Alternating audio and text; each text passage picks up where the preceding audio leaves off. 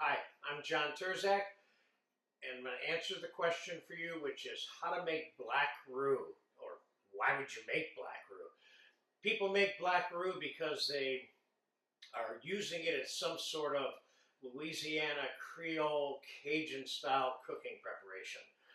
In my case, I'm making it today so I can use it in some gumbo later, but it's also used for thickening other soups and stews and things like that in the style of Cajun cooking.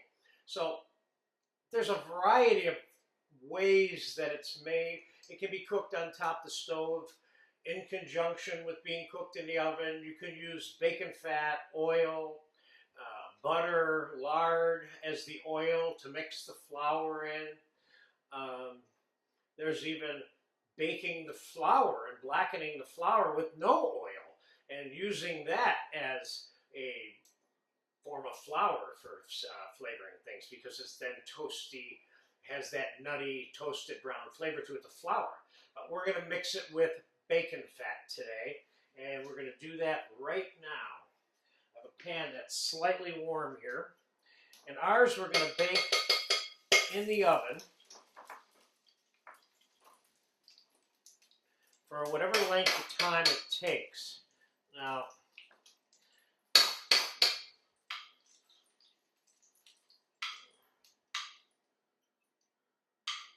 there's such a thing as burning your black roux also.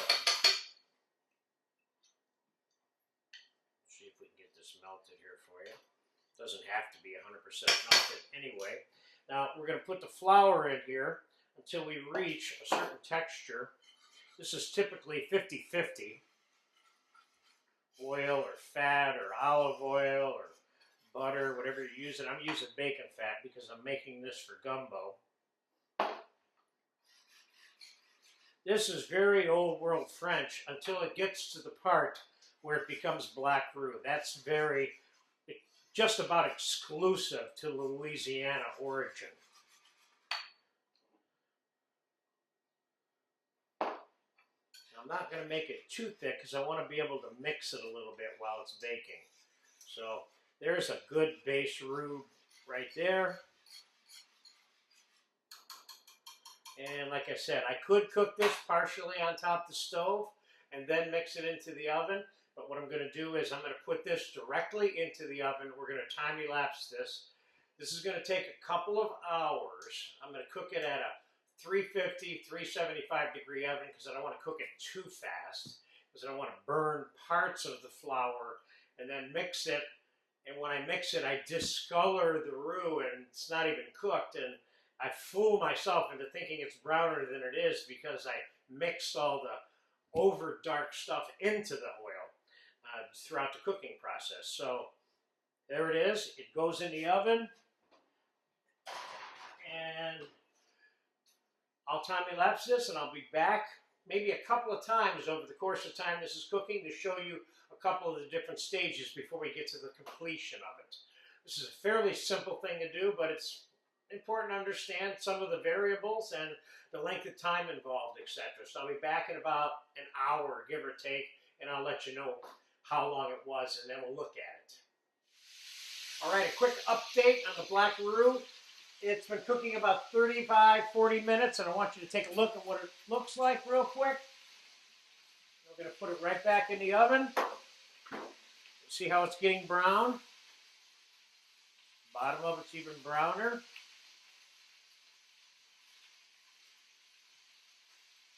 It's being cooked at about 375.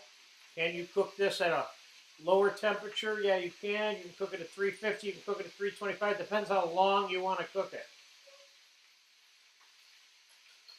Okay, this is going back in the oven for probably another half an hour, if not more. And I'll be back when it's close to being done. About another 15-20 minutes have passed. We have less than an hour in this cooking, but it's cooking fast, and the roux is done from what I can see. So let's get it out of the oven. Oh, that fogged up my glasses. And there's the look. Now, can you cook it more? Yes, this is cooked more than regular brown roux is cooked. as in French cooking, okay?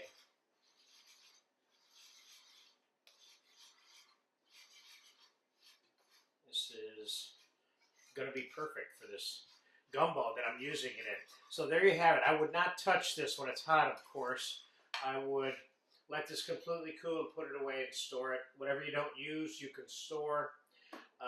Again, this is a Cajun, Creole, Louisiana condiment, if you want to call it that they use to thicken soups, stews, sauces, etc.